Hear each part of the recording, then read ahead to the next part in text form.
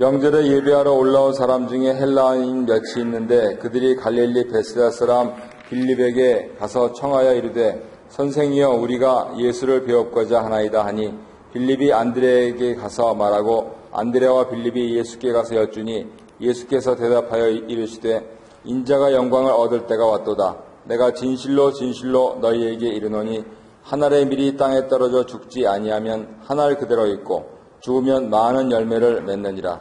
자기의 생명을 사랑하는 자는 잃어버릴 것이요 이 세상에서 자기의 생명을 미워하는 자는 영생하도록 보존하리라. 사람이 나를 섬기려면 나를 따르라. 나 있는 곳에 나를 섬기는 자도 거기 있으리니 사람이 나를 섬기면 내 아버지께서 그를 귀히 여기시리라. 지금 내 마음이 괴로우니 무슨 말을 하리요. 아버지여 나를 구원하여 이 때를 면하게 하여 주옵소서. 그러나 내가 이를 위하여 이 때에 왔나이다.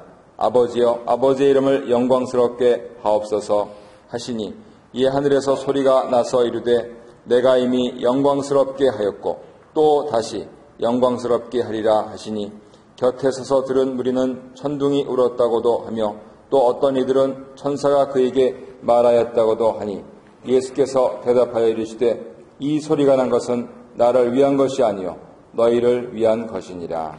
아멘. 지난주 한 주간 동안 하나님 말씀 인도받으신 것 서로 나누시고요. 또 세렌디피티 아이스 브레이크는 사람이 이렇게 좀 큰 거를 보고 놀라는 경우도 있고 또 작은 걸 보고 놀라는 경우도 있습니다. 주부들의 경우를 보면 집안에 이렇게 스모크 얼람이 켜져가지고 소방차가 출동하면 가슴에 철렁 내려앉으시는 분이 있는가 하면 그런 거는 괜찮은데 이 새앙쥐 한 마리가 들어와서 부엌을 다니면 완전히 그냥 그대로 기절하시는 분들도 있습니다. 사람마다 다 달라가지고 아, 참 사람이 다 다르구나 하는 이것을 서로 나누다 보면은 한 알의 밀이 죽는다 하는 것하고 좀 연상시키면서 말씀을 잘 들으실 수 있을 것입니다. 헬라인들인데요. 헬라인들은 여호와 신앙을 갖게 된 사람들입니다. 하지만 말은 헬라 말을 해서 헬라인들이라고 합니다. 이분들이 6월절에 예루살렘을 찾아서 예수님을 만난 사건은 다른 공간복음에 기록되어 있지 않습니다. 예수님은 이 사건을 어떻게 받아들이셨는지 또 십자가와 관련해서 이 사건이 갖는 의미가 무엇인지 함께 살펴보는 시간 되기를 원합니다. 말씀을 나눠보겠습니다. 예수님은 헬라인들이 자신을 만나기를 원한다는 소식을 듣자 이제 자신이 영광을 얻을 때가 되었다고 말씀하십니다. 20절에서 24절에 있는데요. 첫 번째로 6월절을 지키기 위해서 방문한 헬라인들은 빌립에게 무엇을 청합니까? 빌립에게 예수님을 배우고자 청했고 빌립은 안드레와 함께 이 사실을 예수님께 전하고 있습니다. 빌립과 안드레는 예수님의 12제자 가운데서 헬라식 이름을 가진 두 제자입니다. 그러고 나서 보니까 오병이어 할 때도 빌립과 안드레가 나오죠. 그래서 헬라 사상은 대단히 합리적인 그러한 사상을 바탕으로 하고 있어서 이 제자들이 베세다, 이제 굉장히 헬라화된 그러한 지역이었는데 그곳 출신으로서 제자 가운데서 상당히 헬라 문화와 가까웠던 사람들이다라고 추측해 볼 수가 있습니다. 그래서 그때처럼 빌립이 안드레에게 그렇게 그리고 안드레가 빌립과 안드레가 예수님께 이 사실을 전합니다. 앞서서 온 세상이 예수를 따른다라고 하는 바리새인들의 탄식이 있었는데 헬라인들까지 예수님을 만나러 온 사건에 대해서 바로 온 세상이 예수님을 따른다는 것이 입증되고 있다라고 복음서는 말씀을 하고 있습니다. 명절에 예배하러 예루살렘으로 올라온 헬라인 몇이 예수님에 관한 소문을 듣고 빌립에게 예수님과의 만남을 요청하는데요. 유대인들은 예수님을 책잡고 죽이려고 혈안이었지만 헬라인들은 예수님을 자발적으로 찾아왔습니다. 그리고 예수님의 제자인 빌립을 선생이여 라고 부르면서 그 선생님의 선생님, The Master of Masters, 선생님의 선생님을 만나보고 싶어한다. 그 당연히 인지상정이지요. 자기 땅에 오매 자기 백성이 영접하지 아니했다라고 요한복음 1장 11절에서 말씀하셨는데 이방 민족인 헬라인들은 예수님을 만나기를 간절히 원했던 것이죠. 헬라인의 예수님 방문은 이제 흩어진 하나님 백성을 모아서 하나가 되게 할 때, 그리고 유대인의 우리 밖에 있는 양들을 불러서 한 무리가 되게 하실 때가 되었음을 보여줍니다. 이방인과 유대인이 예수님의 십자가 은총 안에서 차별 없이 한 백성, 한 가족이 되어서 영광을 받으실 날이 온 것이지요. 복음이 예루살렘과 온 유대와 사마리아와 땅끝까지 전파될 것을 내다볼 수 있도록 하는 그러한 방문이었습니다. 두 번째 문제 보겠습니다. 이에 대한 예수님의 대답은 23절을 보시면 이 소식을 들은 예수님은 인자가 영광을 얻을 때가 왔다라고 대답하십니다. 인자가 영광을 얻을 때가 왔다라고 하는 이러한 예수님의 대답은 여러 차례 아직 인자의 때가 이르지 아니하였다 그렇게 말씀하신 것에 비해서 상당히 대조적인데요. 헬라인들의 방문 소식을 듣고 이제 때가 왔다 이렇게 선언하시는 것이 내가 그만큼 유명해졌다라고 하는 그러한 뜻이 아니고 영광을 받을 때가 왔다라고 하는 그러한 표현 속에서 예수님의 죽음을 암시하고 있는 것입니다. 예수님은 왜 나셨습니까? 죽기 위해서 나셨습니다. 혼자 잘못해서 죽은 것이 아니고 인류의 구원을 위해서 죽기 위해서 이 세상에 오셨기 때문에 바로 그 때를 말씀을 하시고 있는 것이죠. 아니 그러면 왜 하필이면 헬라인들까지 온 그때입니까? 예, 온 세상에 구주로서 이제 죽으실 때가 됐다라고 하는 그러한 표현인 것이죠. 아까 말씀드린 대로 이스라엘 우리에 들지 아니한 이방인들까지 구원하시기 위해서 자신이 십자가를 지실 때가 다다른 확실한 증거로 그렇게 이 때를 말씀을 하시고 있는 것입니다. 이런 맥락에서 우리 크리스천들은 이것을 본받아야 됩니다.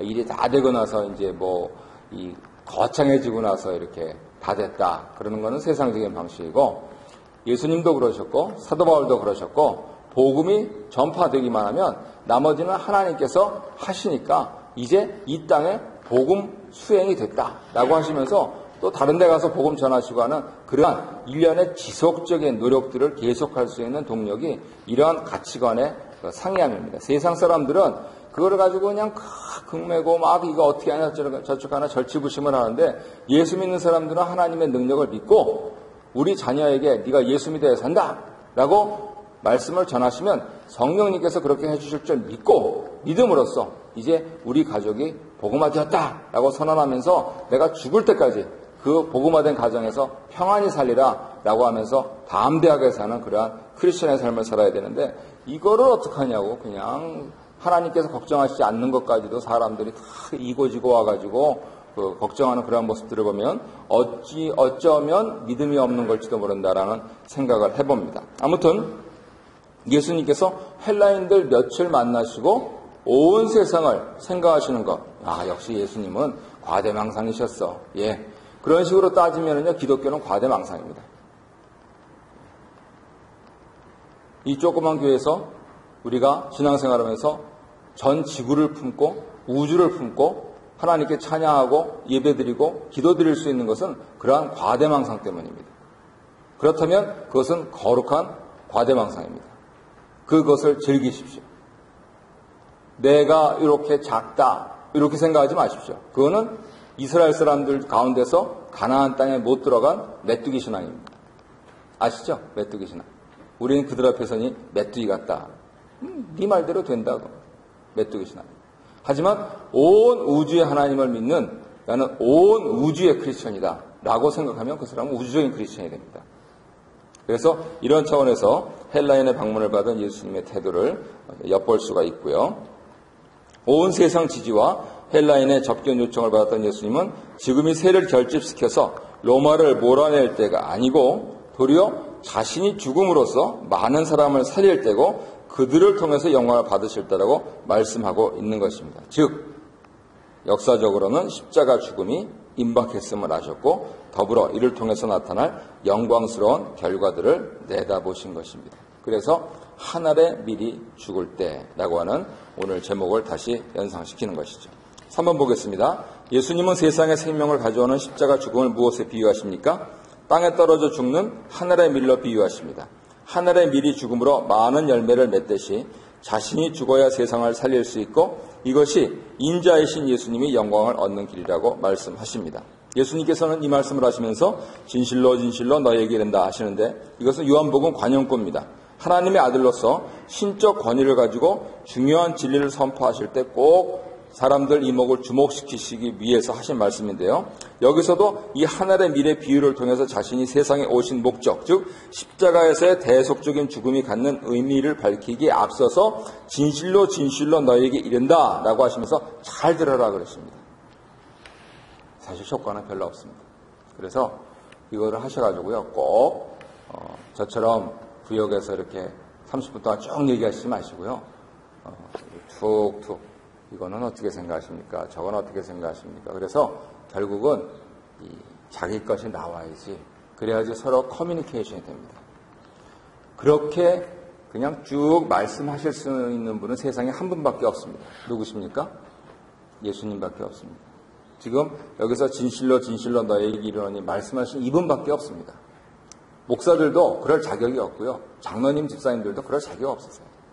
그냥 우리가 서로 저는 이것을 말씀을 이렇게 생각합니다 라고 하면 성령님이 그 가운데서 역사하셔서 은혜가 임하는 것이지 이 가르치는 거 이거 하면 안 됩니다.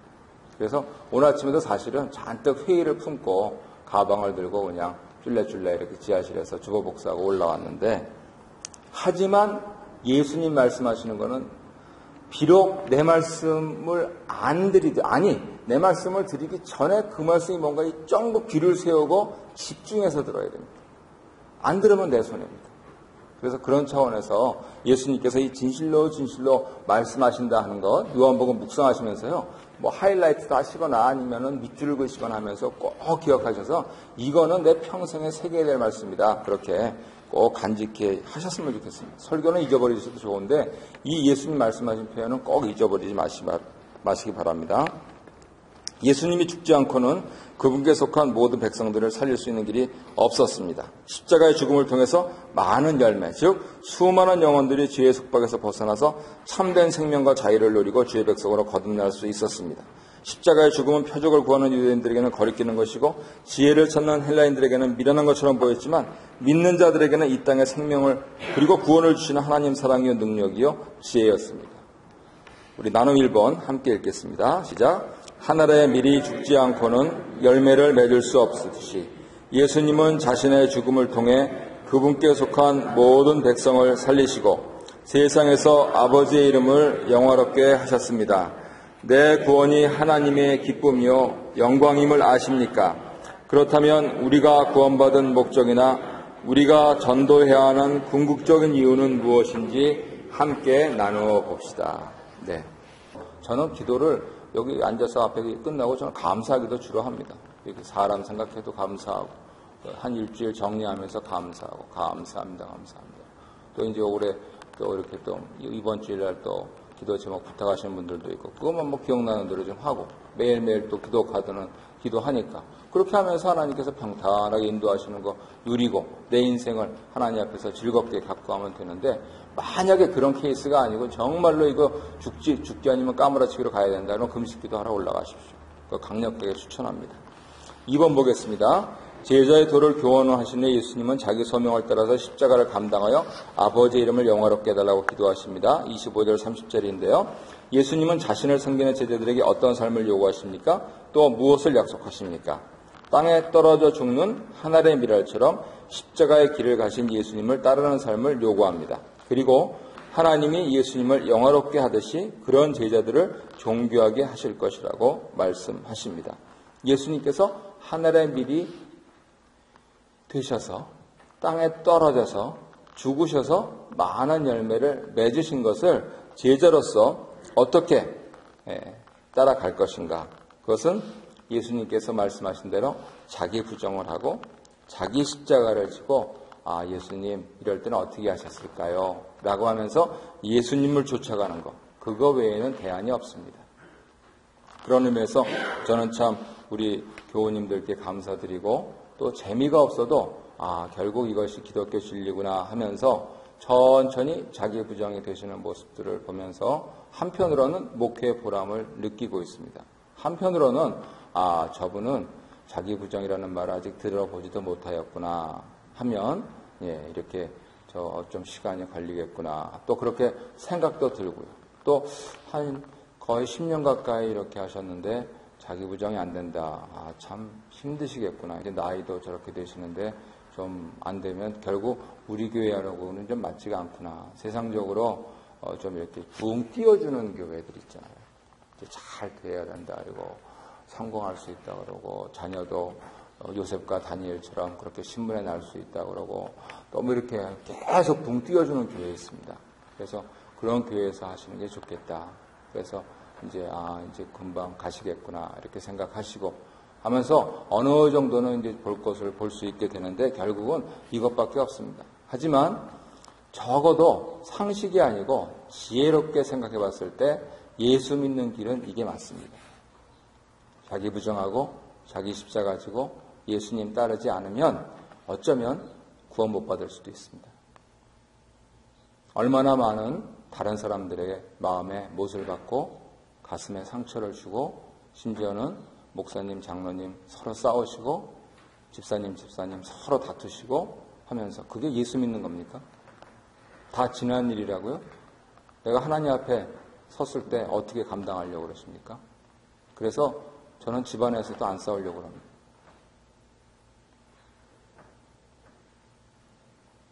집안에서도 싸우시면 안 됩니다. 무조건 싸우면 안 됩니다. 무조건 안 됩니다. 예수 믿는 사람이 아닙니다. 옛날에는 소나무 뿌리 뽑고 내려가서 냄비 뚜껑 날라다니고 그런 것들 다반사로 교회에서 있는다 그랬는데 적어도 우리 교회는 그런 게 아닙니다. 예배 드리고 집안에 가서 냄비 뚜껑 날라다닌다. 그거 회개해야 될 겁니다.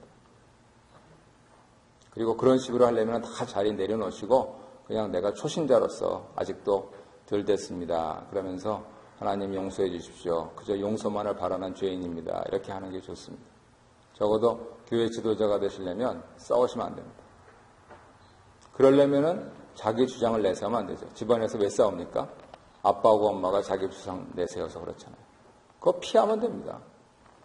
저희 선생님이 늘 말씀하셨듯이 소리는 이렇게 해서 납니다. 이렇게 해서 안 납니다. 이렇게 하면서 안 납니다. 내가 숙여버리면 안 납니다. 복장 터지죠? 일주 천국 가고 좋다고 지난주에 말씀드리지 않았습니까? 절대로 안 됩니다. 싸우지 마십시오. 집에서, 교회에서. 2번, 십자가를 앞에 둔 예수님 심정과 기도 내용은 무엇입니까? 이에 대해 하늘아버지는 어떻게 응답하십니까? 이 십자가 때를 면하기를 바랄 만큼 괴롭고 힘드셨습니다. 하지만 자신이 십자가를 위해 이 땅에 오셨음을 고백하시며 아버지 뜻에 순종하여 아버지 이름을 영화롭게 해달라고 기도하십니다. 이에 하나님은 순종하는 아들을 영화롭게 할 것이라고 응답하십니다. 예수님께서 생애 하늘에서 소리를 들으신 경우, 성경에 나와 있는 게 세 경우가 나와 있습니다. 첫 번째는 세례요한에게 세례 받으실 때, 두 번째는 변화산상에서 베드로, 야고보, 요한 데리고 이렇게 모세와 엘리야를 만나셨을 때, 그리고 바로 지금 헬라인들의 접견 요청을 받으시고 십자가 죽음을 스스로 예언하실 때 이 세 번 나옵니다. 결국은 우리 인생에서 하늘의 음성을 듣는다라고 하는 그것 그냥 한 번만이라도 있었으면 좋겠습니다. 크리스천으로서 너 지금 잘하고 있는 거다. 힘내라. 하는 그러한 하늘의 음성을 들을 수 있었으면 죽어도 여한이 없겠습니다. 그래서 말씀 순종하면서 하나님 하면서 그러한 것들은 사모해야 될 대상입니다. 하나님, 우리 예수님에게도 음성 들려주셨는데 예수님 믿는 저에게도 그 음성 들려주십시오. 그리고 결국 정말 중요한 최종적으로 꼭 듣고 가셔야 되는 거는 나 숨 넘어갈 때 들으셔야 됩니다. 나 숨 넘어갈 때 하나님 아프지 않게 해주세요. 하나님 지옥 가면 어떻게 합니까? 그거는 전혀 관심사가 아니고 예수님께서 정말 잘했다. 어서 와라. 하는 그 음성을 듣고 가야지 이게 좀 옆에서 있는 사람 보기에도 괴로워하고요. 안 가려고 그러고요. 자꾸만 그러면 솔직히 제가 몇 번 경험을 통해서 이분이 예수를 진짜 믿으셨나 하는 그런 생각이 든단 말이에요. 예수를 진실되게 믿은 분들은 고요하게 글자 그대로 잠자듯이 편안하게 그래서 지금 나는 육신의 그러한 제약으로 못 듣지만 이분이 지금 하나님 예수 그리스도의 환영을 받으시는구나 하면서 제가 그래서 어느 때는 직접 손목을 이렇게 손을 만져봤습니다. 천천히 맥이 툭툭툭 하다가 툭툭툭 하는데 같이 임하는 그런 평안을 느낄 수가 있었습니다. 그래서 적어도 하나 이땐 이 소리는 꼭 들어야지. 뭐 무슨 연극에 나오듯이 뭐 마귀가 뭐 나를 잡아가려고 마오서 그 말도 안 되는 소리. 그런 거는 생각하지도 마시고 예수님처럼 하늘의 음성을 들어야 되겠다. 하나님, 제가 살아있는 동안에 꼭 들려주십시오. 라고 하는 거 평생의 기도 제목감입니다. 우리 나눔 2번, 나눔 3번 함께 읽고 마치도록 하겠습니다. 시작. 말로만 고백하지 않고 예수님의 길을 진정 따르는 자가 참 제자입니다. 그 길은 세상의 칭송과 영광이 기다리는 길이 아니라 하늘의 미랄과 같은 자기 포기, 자기 부정의 길입니다. 내가 죽지 않고는 예수님의 생명이 내 안에서 생길 수 없고 다른 사람도 살릴 수 없음을 속에서 경험한 적이 있었다면 구체적으로 나눠봅시다. 계속이요. 소명에 대한 확신과 순종의 기도에 하늘이 응답하셨기에 예수님은 십자가를 감당할 수 있었습니다. 내가 부름받은 곳은 어디이며 부름받은 소명은 무엇인지 생각해 봅시다. 또 소명을 확인하고 소명을 이루기 위한 기도에 얼마나 힘쓰고 있는지 돌아봅시다.